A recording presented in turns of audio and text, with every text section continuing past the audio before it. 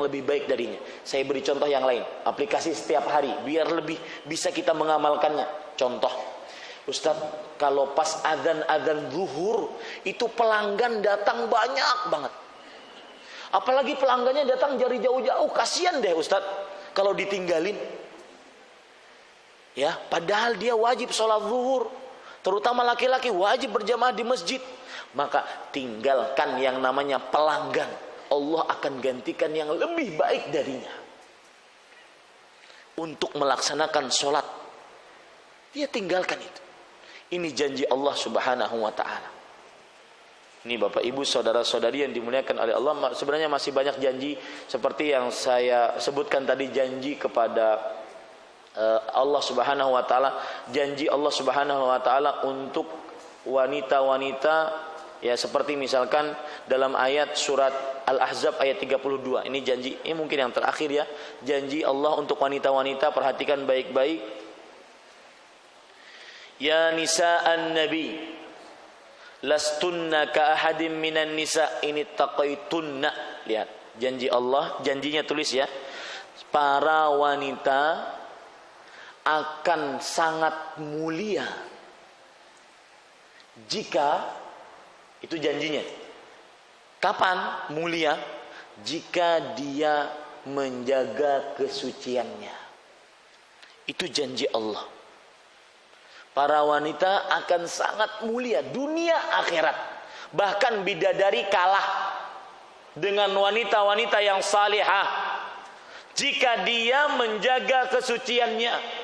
Maka yang ingin saya sampaikan di sini, wahai para akhwat, saudara-saudariku, ibu-ibu, saudari-saudari sekalian, adik-adik perempuan sekalian, jaga kesucian. Anda akan menjadi wanita yang paling mulia. Ingin contohnya? Perhatikan janji Allah ya. Akan menjadi yang paling mulia kalau menjaga kesucian. Allah berfirman tentang Maryam alaihissalam. Bukankah Maryam itu pilihan Allah? Jadi maksud saya pilihan Allah, dari sekian banyak wanita di dunia, Maryam alaihissalam yang dipilih oleh Allah menjadi ibunya seorang nabi. Mampukah Allah mencari selain Maryam? Mampu nggak Pak? Mampu. Banyak tidak wanita selain Maryam? Banyak. Tetapi innallaha qad astafaki. Kata Allah, sesungguhnya Allah telah memilih engkau wahai Maryam untuk menjadi ibundanya seorang nabi, bahkan tanpa suami. Kenapa Maryam memiliki tingkatan yang paling tinggi? Bahkan Maryam di dalam kamarnya datang apa Bu? Makanan, buah-buahan datang, turun langsung di hadapan mata dia datang. Kenapa memiliki kedudukan yang begitu tinggi? Bahkan Maryam alaihissalam sayyidatun nisa'i ahlil jannah, pemimpin wanita-wanita di surga. Ini perhatikan ibu-ibu, saudari-saudari kaum muslimah, ingin seperti Maryam, contoh beliau. Ternyata apa? Kalau menjaga kesucian. Maryam alaihissalam, saya carikan ayatnya sebentar. Maryam alaihissalam ternyata menjaga kesuciannya. Ya. Perhatikan baik-baik dalam surat Ali Imran ayat 47. Sekali lagi saya ucapkan, janji Allah, Anda wahai para wanita muslimah akan mendapatkan kedudukan yang sangat tinggi. Contohnya Maryam, ketika Anda menjaga kesucian Anda. Dalilnya apa? Lihat. Qalat rabbi anna yakunu li walad. Wahai Rabbku, bagaimana aku bisa mendapatkan seorang anak? Ini aneh wahai Rabbku. Kenapa aneh? Kata Maryam alaihissalam, perhatikan. Ibu-ibu jaga kulit Anda bersentuhan dengan laki-laki yang bukan mahram. Anak-anak perempuan Anda jaga untuk bersentuhan dengan laki-laki yang bukan mahram. Apalagi sampai dielus-elus, apalagi sampai dipeluk, apalagi sampai dicium, apalagi sampai dibuntingin. Maryam alaihissalam mengatakan, walam yamsasni bashar. Bagaimana aku bisa mendapatkan anak, mendapatkan kedudukan yang begitu tinggi, mempunyai anak tanpa suami, diberikan engkau langsung oleh Allah, wahai Allah subhanahu wa ta'ala. Padahal aku tidak pernah disentuh oleh seorang manusia pun. Di sini Allah menyebutkan walam yamsasni bashar. Itu maksudnya basyarun kalau dalam bahasa Arab itu namanya nakirah. Nakirah itu menunjukkan kepada keumuman. Laki-laki manapun tidak pernah menyentuhku. Maka perhatikan, kadang-kadang kan orang tua kalau anak perempuannya malam minggu adem ayem aja nggak ada yang ngapelin, orang tua bilang, "Nak, sabar ya nak, mungkin malam ini belum ada yang ngapelin nak." Semestinya harus bersyukur, tidak dipegang-pegang, tidak dielus-elus, sampai nanti akhirnya ya accident before marriage baru tahu. Bunting nggak ada suaminya baru tahu. Mendingan kayak Maryam, ya, melahirkan anak Nabi. Ini bukan pilihan. Maka jaga aurat, jaga kesucian, jaga jangan sampai bersentuhan dengan laki-laki yang bukan mahram, terutama di zaman sekarang. Subhanallah, ya, sampai anak SD kalah, celananya lebih pendek daripada anak SD. Kata si abang tukang jahit, "Neng, ini belum jadi neng bajunya." Kata si Eneng, "Nggak apa-apa bang, saya mau make." Akhirnya bolong sana, bolong sini. Apalagi berjamaah. Coba lihat di televisi, acara-acara. Orang dalam Islam itu kan sholat berjamaah. Ini enggak, buka aurat berjamaah. Puluhan orang nari tanpa menutup aurat dengan sewajarnya. Saya ketika pertama kali melihat itu, saya langsung, dan semua pemandangan-pemandangan kalau terlihat seperti itu, saya langsung berpikir, ini bapaknya mana? Pamannya mana? Kakak adik laki-lakinya mana? Mana rasa cemburunya? Jangan-jangan masuk nanti ke dalam hadis Rasulullah SAW. Salatun qad harramallahu alaihil jannah. 3 orang yang telah diharamkan oleh Allah masuk surga. Salah satu dari 3 tersebut, ad-dayyuth alladzi yuqirru fi ahlihi al-khubtha. Lelaki dayyuth yang membiarkan, lelaki yang tidak punya rasa cemburu, yang membiarkan di tengah keluarganya kebobrokan, kehancuran, membiarkan keluarganya keluar tanpa menutup auratnya. Nah, ini janji Allah untuk para wanita, Anda akan menjadi paling mulia kapan? Ketika menjaga apa? Kesucian. Demikian, mudah-mudahan bermanfaat. Apa yang baik dari Allah Subhanahu wa taala, dan saya berdoa dengan nama-nama Allah yang husna dan sifat-sifatnya yang ulia. Semoga kita kembali dipertemukan di dalam majlis ilmunya Allah Subhanahu wa taala. Kalaupun kita tidak bertemu di dunia, maka saya katakan kepada Bapak Ibu sekalian, sampai jumpa di surganya Allah Subhanahu wa taala. Saya ambil beberapa pertanyaan saja, tidak bisa dijawab semua. Assalamualaikum warahmatullahi wabarakatuh. Waalaikumsalam warahmatullahi wabarakatuh. Mau tanya, maaf kalau salah pertanyaannya, apakah benar janji Allah bahwa orang yang beriman, bertauhid, bertakwa dan bertawakal kepada Allah akan dikasih rezeki yang tidak disangka-sangka dan diberi kecukupan rezekinya? Menurut pemahaman sahabat radhiyallahu anhu, apakah tidak pernah kelaparan dan tidak pernah miskin dan selalu sejahtera? Allah berfirman dalam Al-Qur'an, "Wa man yattaqillaha yaj'al lahu makhrajan wa yarzuqhu min haitsu la yahtasib." Barang siapa yang bertakwa kepada Allah, maka Allah akan jadikan baginya jalan keluar dan diberikan rezeki dari arah yang dia tidak sangka. Itu janji Allah, dan kita harus pahami. Kalaupun nanti ada orang bertakwa ternyata sempit rezekinya, oh ternyata ujiannya di situ. Janji Allah tidak pernah mungkir. Makanya saya dari awal yakini janji Allah itu. Saya yakin, karena Allah tidak akan pernah mungkir janji. Kalaupun ada orang bertakwa, sama seperti ada orang sering curhat, "Ustaz, kenapa ya? Saya ini sholat loh Ustaz 5 kali sehari. Kemudian saya puasa, saya bakti orang tua, saya baca Quran. Tapi seakan-akan keadaan ekonomi saya ini menengah ke bawah terus, kadang nyungsep gitu. Kenapa? Itu tetangga saya nggak sholat, bahkan kadang-kadang ada yang kafir, itu rumahnya 3, tingkat 5, mobilnya 10, setiap bulan ganti, karena memang rental mobil ternyata. Ya, kemudian istrinya 4, perawan semua. Kenapa ya Ustaz? Saya jangan ngelamar saja, baru mau ngetuk pintu, nggak nerima lamaran. Kenapa ya begini?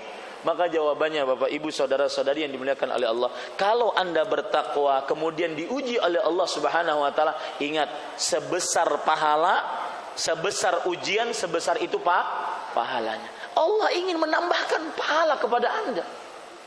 Dan ada pemandangan menarik. Saya pernah diberitahu oleh Al-Ustaz Al-Firanda hafizahullah ta'ala, ketika kita ngobrol-ngobrol, beliau mengatakan, Din, ada faedah menarik dari Imam Ibnu Qayyim rahimahullah.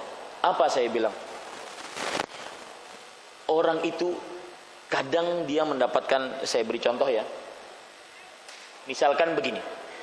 Dia itu ditakdirkan oleh Allah surganya di sini. Ya, ibu-ibu bisa lihat saya ya. Ya, surganya itu dari dapat di sini. Ternyata kalau dilihat dari amalnya cuma sampai sini. Lalu bagaimana dia sampai dapat derajat di sini? Ternyata kata Imam Al-Qayyim rahimahullah, penelitian berdasarkan Al-Quran dan Sunnah, Allah akan memberikan kepada orang tersebut ujian, musibah, bala. Dengan bala tersebut naik derajatnya sampai sini. Begitulah takdir Allah Subhanahu wa taala berbicara. Jadi di balik musibah itu banyak faedah. Makanya saya pernah punya buku judulnya Musibah Itu Membuatku Tersenyum. Ya, itu salah satu faedah yang sangat luar biasa. Mudah-mudahan beliau dijaga oleh Allah Subhanahu wa taala. Jika orang yang punya hutang sudah meninggal dan saat hidupnya sepertinya memang banyak hutang dan tidak ingin membayar hutangnya walaupun ada ahli warisnya, tetapi sepertinya ahli warisnya pun kemungkinan tidak akan membayarnya, lalu bagaimana sebaliknya yang harus dilakukan? Karena bagi orang yang memberikan hutang belum mengikhlaskannya, apakah dengan tidak mengikhlaskannya akan membuat orang tersebut menjadi banyak masalah atau bagaimana Ustaz? Tidak, bukan begitu. Ya, ini orang bertanya, Bapak atau ibu ini bertanya, kalau tidak mengikhlaskan hutang berarti banyak masalah dong Ustaz. Kan kita katakan janjinya tadi, siapa yang memudahkan orang berhutang maka akan apa? Dimudahkan oleh Allah. Nah, beliau ini berpikir, kalau saya tidak memudahkan berarti saya dipersulit oleh Allah dong, begitu. Bukan begitu pemahamannya. Ya, paham maksud saya Pak?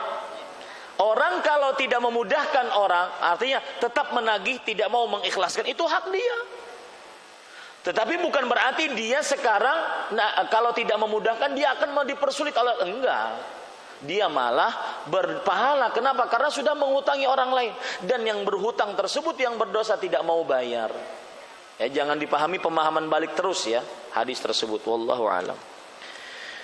Assalamualaikum warahmatullahi wabarakatuh. Saya memiliki usaha yang kadang-kadang membuat saya sibuk sehingga mengurangi waktu untuk beribadah. Tetapi sholat tetap saya laksanakan. Kadang saya berniat untuk menghentikan usaha tersebut karena takut kepada Allah. Tapi usaha ini baru saya mulai.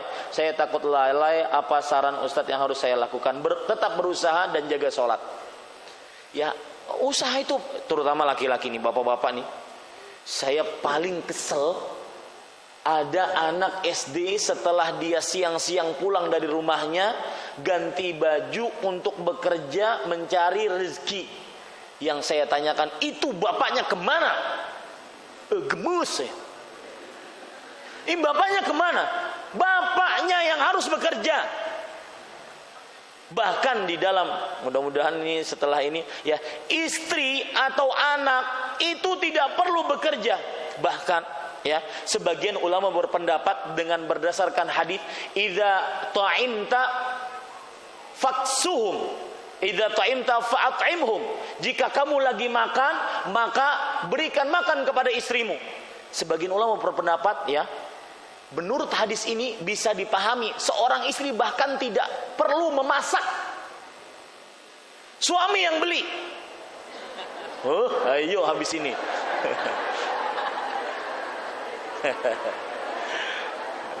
Baik. Ya, jangan diamalkan begitu juga ya, Bu. Karena ada penjelasan lain. Karena Allah Subhanahu wa taala berfirman dalam surah An-Nisa, walahunna mithlul ladzi 'alaihinna bil ma'ruf. Artinya, dan para wanita memiliki kewajiban sebagaimana istri ya, para wanita memiliki hak. Maksudnya, kata Imam Ibnu Utsaimin rahimahullah, ia boleh berpendapat seperti itu tetapi dilihat kebiasaan di tempat tersebut. Kalau seandainya sang suami memang yang kebiasaannya itu yang membelikan makanan, maka pada saat itu tidak mengapa istri tidak memasak. Tetapi kalau kebiasaannya istri yang memasak, istri yang beli ke pasar, maka sesuai dengan kebiasaan. Nah, yang ingin saya maksudkan di sini adalah, saya paling kesel kalau seandainya ada seorang bapak itu tidak bekerja. Yang kerja istrinya, yang kerja anaknya. Subhanallah.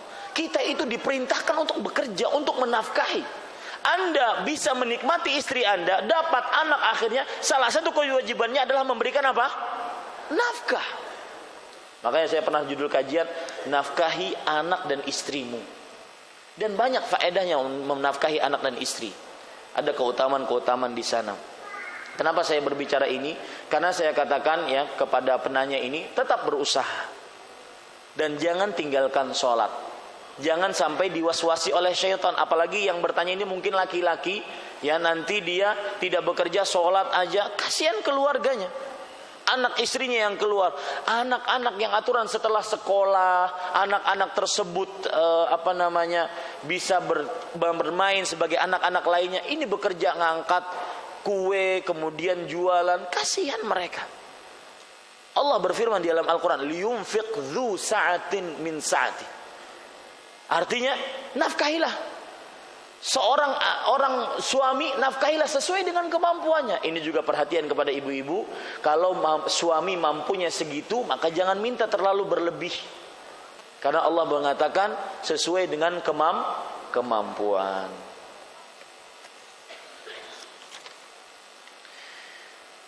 Bolehkah kita bersedekah dengan perhiasan emas, hadiah pemberian suami tanpa sepengetahuan suami? Dulu saya pernah sakit hati dan diobati oleh keluarga. Pernah sakit. Ini pertanyaan pertama dulu saya jawab. Tidak boleh seorang istri menafkahkan hartanya ya, bukan harta suami, hartanya tanpa izin suami. Rasulullah Shallallahu Alaihi Wasallam pernah bersabda, la tantahikul mar'atu syai'an min maliha illa bi idzni zaujiha. Seorang istri tidak boleh menghancurkan atau menghabiskan hartanya kecuali dengan izin suaminya. Meskipun itu harta siapa? Istri. Misalkan sang istri punya usaha, misalkan sang istri dapat hadiah, sang istri dapat mahar, sang istri dapat rezeki nomplok, sang istri dapat harta waris, itu harta dia. Tidak boleh dia habiskan kecuali dengan izin suaminya. Ini kenapa? Karena Allah berfirman, ar-rijal qawwamuna 'alan nisa. Ya, laki-laki itu adalah pemimpin bagi para perempuan. Dulu saya pernah sakit dan diobati oleh keluarga suami dengan cara dimandikan air bunga dan badan di badan saya, dan katanya dirajah di bagian punggung dengan menggunakan minyak wangi pakai besi tutup parfum. Apakah saya telah berbuat syirik walau sebenarnya hati saya tidak sreg, hanya menuruti suami dan keluarganya? Bagaimana cara bertaubatnya? Cara bertaubatnya, apabila itu bukan susuk, maka bertaubat kepada Allah. Maka sering-sering meruqyah diri orang seperti ini. Sering-sering baca surah Al-Baqarah. Karena Rasulullah SAW pernah bersabda, Iqra'u surat Al-Baqarah. Bacalah surat Al-Baqarah. Fa inna akhdaha barakah wa la yastati'uha al-batalah. Bacalah surat Al-Baqarah. Sesungguhnya membacanya itu adalah mendatangkan keberkah, kebaikan, dan tukang sihir ataupun guna-guna sihir pelet itu tidak akan bisa mengganggunya. Maka saya katakan bertobat kepada Allah Subhanahu wa taala. Sekarang sudah mengetahui hukumnya, dan Allah Subhanahu wa taala Maha penerima taubat ya atas seluruh dosa, asalkan kita benar-benar bertobat dan jangan pernah mengulangi kesalahan itu lagi. Dan usahakan selalu diruqyah ya diri sendiri ya, agar tidak mengganggu perjalanan ibadah kita kepada Allah. Terakhir ya, ini mohon maaf tidak bisa dijawab semua. Assalamualaikum warahmatullahi wabarakatuh. Ibu mertua utang dengan rentenir. kartu kredit dan pada teman-temannya. Kejadian ini selalu berulang dari sebelum saya menikah dengan suami saya. Anak-anaknya selalu patungan untuk membayarkan hutang, tapi tidak pernah selesai. Selalu ada lagi. Bagaimana yang harus saya lakukan? Nasihati ibu ini dengan baik, ya.